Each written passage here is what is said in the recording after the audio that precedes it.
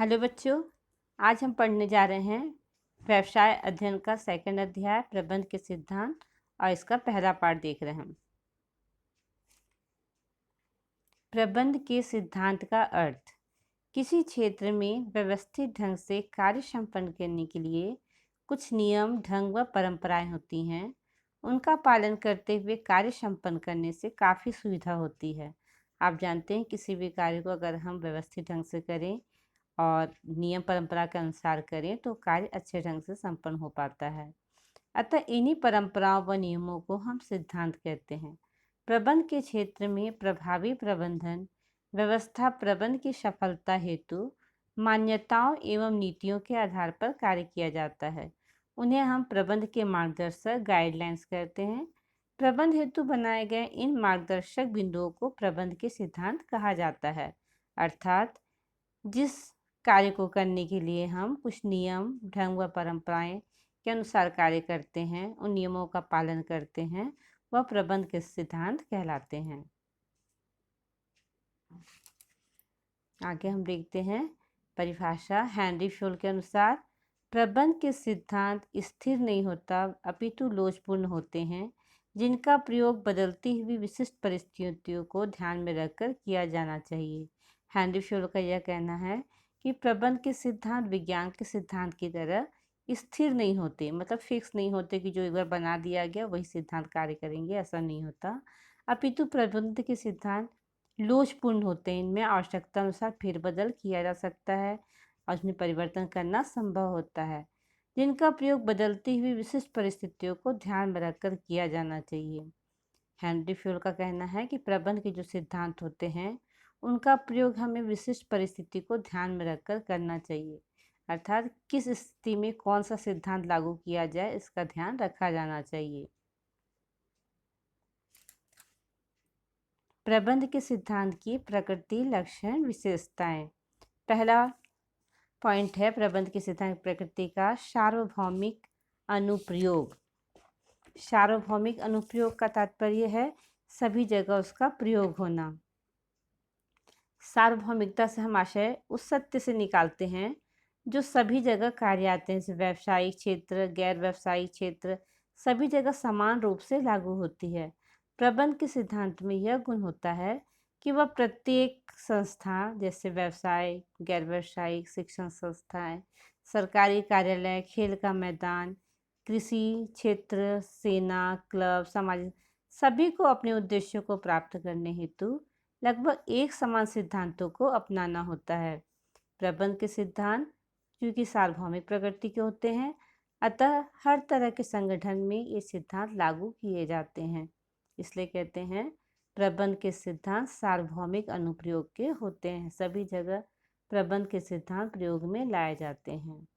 दूसरा पॉइंट, सामान्य मार्ग निर्देशन। प्रबंध के सिद्धांत भौतिक एवं रसायन के सिद्धांतों की तरह अटल और शुद्ध नहीं होते हैं, बल्कि इनमें आवश्यकता अनुसार फेरबदल किया जा सकता है। प्रबंध के सिद्धांत सामान्य मार्ग निर्देशन के सिद्धांत होते हैं और इनको कठोरता से लागू नहीं किया जा सकता। प्रबंधक को संगठनों की आवश्यकता को ध्यान में रखते हुए संगठन की प्रकृति और आकार के अनुसार इन सिद्धांतों को लागू करना चाहिए। प्रबंध के जो सिद्धांत होते हैं वो संस्था के आकार, प्रकृति और संगठन के आधार पर उनमें परिवर्तन किया जाता है, उनके सिद्धांतों में फेरबदल किया जाता है। इसे हम ऐसा समझ सकते हैं कि अगर हम साइंस का कोई प्रबंध का सिद्धांत देखते हैं, साइंस का गुरुत्वाकर्षण के नियम के अनुसार हम किसी चीज़ को ऊपर फेंकते हैं तो वो ऊपर से नीचे गिरता है और उसका रीजन क्या होता है, गुरुत्वाकर्षण शक्ति। लेकिन अगर हम प्रबंध का सिद्धांत देखते हैं तो प्रबंध के सिद्धांत में हम फेरबदल कर सकते हैं, आवश्यकता अनुसार हम अपने सिद्धांतों को चेंज कर सकते हैं। समय अध्ययन का सिद्धांत, कार्य अनुभव का सिद्धांत, ये सब सिद्धांतों के बारे में हम नेक्स्ट आगे के अध्याय में पढ़ेंगे। अगला पॉइंट देखते हैं, अभ्यास एवं प्रयोगों द्वारा निर्धारण। प्रबंध के सिद्धांत एक ही रात में नहीं बनते, अपितु इन्हें अभ्यासों एवं प्रयोगों के पश्चात गहन अनुसंधान कार्य के बाद विकसित किया जाता है। ये सिद्धांत प्रबंध की विचारों के प्रयोग, अवलोकन तथा अनुभव का परिणाम होते हैं। प्रबंध के सिद्धांत रातों रात लागू नहीं किए गए हैं, बल्कि इन सिद्धांतों के लिए कई तरह के अभ्यास किए गए हैं, प्रयोग किए गए हैं और अनुसंधान किए गए, उसके बाद इन सिद्धांतों का पालन किया जाता है। अगला पॉइंट देखिए, लोचशीलता। लोचशीलता से तात्पर्य है फेरबदल कर पाना, परिवर्तनशील करना, जिसे हम फ्लैक्सिबल कहते हैं। प्रबंध के सिद्धांत जो आज उपलब्ध हैं वो अंतिम सत्य रूप से नहीं होते हैं। जैसे राजनीतिक, आर्थिक, सामाजिक परिवर्तन हो रहे हैं उस और नई नई समस्याएं आ रही हैं, तो हम पुराने सिद्धांतों में सुधार करते जा रहे हैं और नए सिद्धांतों का जन्म हो रहा है। अतः प्रबंध के सिद्धांत गतिशील प्रकृति के हैं, अर्थात उन्हें स्थायी नहीं कहा जा सकता।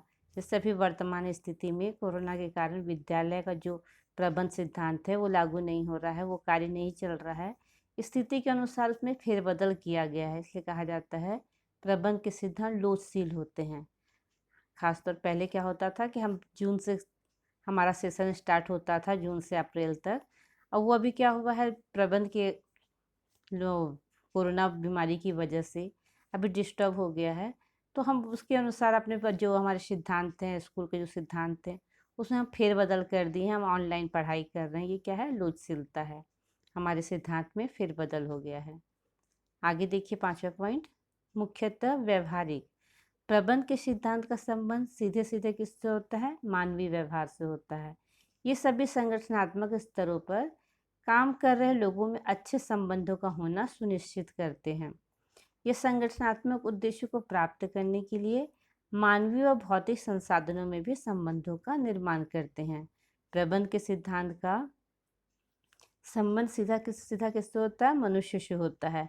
और जब मनुष्य संगठन रूप में काम करते हैं, संगठनात्मक स्तर पर काम करते हैं, तो उनमें अच्छे संबंधों का होना सुनिश्चित होता है। इस प्रकार संगठनात्मक उद्देश्य को प्राप्त करने के लिए प्रबंध के सिद्धांत मानवीय व भौतिक संसाधनों में भी संबंधों का निर्माण करते हैं। अंतिम पॉइंट देखते हैं हम, कारण व परिणाम संबंध। प्रबंध के सिद्धांत कारण व परिणाम में संबंध स्थापित करते हैं, अर्थात ये स्पष्ट करते हैं कि यदि किसी विशेष परिस्थिति में एक विशेष ढंग या सिद्धांत से काम किया जाए तो उसके क्या परिणाम होंगे। इसे भी हम आगे टेलर ऑफ फ्यूल के सिद्धांत द्वारा ज़्यादा अच्छे से स्पष्ट कर पाएंगे कि किस तरह से कारण और परिणाम प्रबंध के सिद्धांत से प्रभावित होते हैं। जैसे मान लीजिए आपको कोई कार्य दिया जाता है, उस कार्य का एक समय निश्चित है, कितने समय आपको करना है। अगर आप उतने समय उस काम को नहीं कर पा रहे हैं तो उसके परिणाम, उसके कारण का हम खोज करेंगे, आखिर क्या कारण है कि आपका कार्य एक निर्धारित समय में पूरा नहीं हो पा रहा है। इसलिए हम कहते हैं प्रबंध के सिद्धांत कारण व परिणाम में संबंध स्थापित करता है, जिसे हम आगे फ्यूल के सिद्धांत द्वारा ज़्यादा अच्छे से क्लियर करके आपको बता पाएंगे। आगे देखिए प्रबंध के सिद्धांत की आवश्यकता तथा महत्व। प्रबंध के सिद्धांत की आवश्यकता तथा महत्व के बारे में फ्यूल ने कहा है, सिद्धांतों के बिना एक प्रबंधक अंधेरे में तीर चलाने के सिवाय और कुछ नहीं कर सकता। अर्थात अगर हमारे पास सिद्धांत नहीं है, अपने कार्य के कुछ सिद्धांत नहीं है, तो हम क्या करेंगे, सिर्फ अंधेरे में तीर चलाएंगे। मतलब अंधेरे में तीर चलाने का तात्पर्य क्या है कि तुक्का मारेंगे, अंदाजी काम करेंगे, है ना। अगर हमारे कार्य का सिस्टमेटिक टाइम नहीं है कि हम कब उठना है, कब पढ़ना है, तो हमारे सारे काम कैसे होंगे, अंदाजी होते जाएंगे, सही ढंग से नहीं हो पाएंगे। इसलिए कहा गया है प्रबंध के सिद्धांत के बिना एक प्रबंधक अंधेरे में तीर चलाने के सिवा और कुछ नहीं कर सकता। प्रबंध के सिद्धांत के महत्व को देखते हुए हम आगे कुछ बिंदु स्पष्ट करने जा रहे हैं। पहला पॉइंट है कार्य क्षमता में वृद्धि। प्रबंध के सिद्धांतों के अनुसार कार्य करने से प्रबंधकों के और कर्मचारियों की कार्यकुशलता में वृद्धि होती है। टेलर ने कहा है, प्रबंधकीय सिद्धांतों के अनुरूप कार्य करने से श्रमिक अनावश्यक हरकतें बंद कर देते हैं। इससे कम समय में अधिक कार्य होने से कार्यक्षमता में वृद्धि होती है। इस बात को विशेष रूप से देखेंगे। प्रबंधकीय सिद्धांतों के अनुरूप कार्य करने से श्रमिक अनावश्यक हरकतें बंद कर देते हैं। अनावश्यक हरकतें बंद कर देते हैं कहने का तात्पर्य है कि अगर हम एक सिद्धांत के अनुसार कार्य करते हैं तो जो श्रमिक कार्य करने के बीच में अनावश्यक हरकत करते हैं, अर्थात मतलब बैठ के गप मारने लगते हैं, काम को धीरे धीरे करते हैं या काम को टाल मटोल स्थिति में करते हैं, उन सारी चीज़ों में हम रोक लगा सकते हैं, उसमें कमी कर सकते हैं। प्रबंध के सिद्धांत के द्वारा अगर कार्य किया जाए तो कार्य क्षमता में वृद्धि होती है। अगला पॉइंट देखिए, प्रशिक्षण में सहायक। सिद्धांतों से किसी भी कार्य को एक सुनिश्चित प्रक्रिया व ढंग से किया जाता है। अगर हम किसी सिद्धांत के अनुसार कार्य कर रहे हैं तो हमारे जो कार्य हैं वो कैसे हो सकते हैं, सुनिश्चित प्रक्रिया व ढंग से हो सकते हैं। प्रशिक्षण में भी यही सिखाया जाता है कि एक सुनिश्चित प्रक्रिया व विधि द्वारा कार्य किया जाना चाहिए। प्रशिक्षण देने वाले व प्रबंधकों के लिए प्रशिक्षण के नियम काफ़ी लाभदायक सिद्ध होते हैं।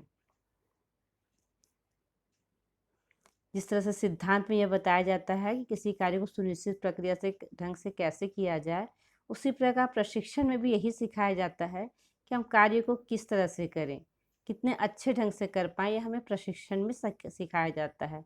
और प्रबंध के सिद्धांत प्रशिक्षण देने में काफ़ी सहायक सिद्ध होते हैं। तीसरा पॉइंट देखेंगे हम, अनुसंधान में सुविधा। प्रबंध के क्षेत्र में अनुसंधान करते समय प्रबंध के सिद्धांत काफ़ी लाभदायक सिद्ध होते हैं। सिद्धांतों के अनुसरण से अनुसंधान का कार्य सरल हो जाता है। सिद्धांत के अनुसार अगर कार्य किया जाता है तो जो हम अनुसंधान करते हैं, नए नए खोज करते हैं, नवाचार करते हैं, शोध कार्य करते हैं, इनमें सुविधा होती है।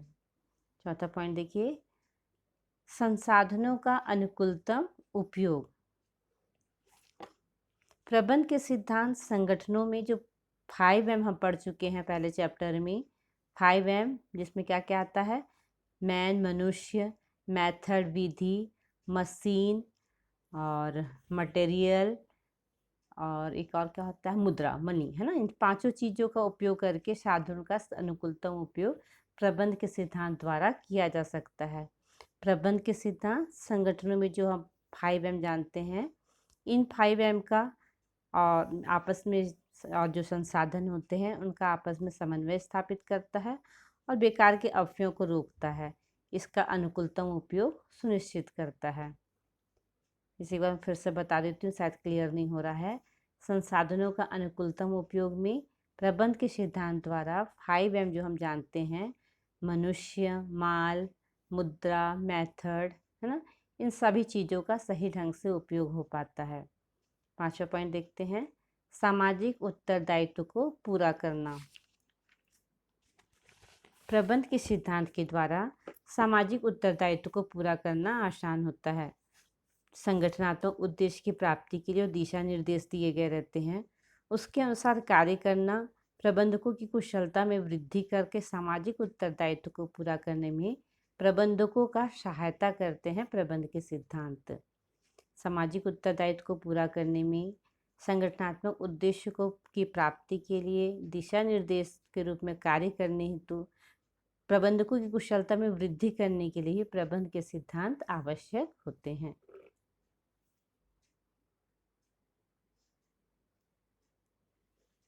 आगे हम देखते हैं प्रबंध के क्षेत्र में फ्योल का योगदान। हेनरी फ्योल को प्रबंध के सिद्धांतों का जनक कहा जाता है। इन्होंने प्रबंध के 14 सिद्धांत बताए। इन्हें हम प्रबंध प्रशासन के सिद्धांत के नाम से जानते हैं। उनके सिद्धांतों को हम प्रबंध प्रशासन के सिद्धांत के नाम जानते हैं और हेनरी फ्योल को हम प्रशासन के जनक के नाम से जानते हैं, प्रशासन के सिद्धांत के जनक के नाम से जानते हैं। बाकी इसका शेष भाग हम अगले लेक्चर में क्लियर करेंगे। Thank you.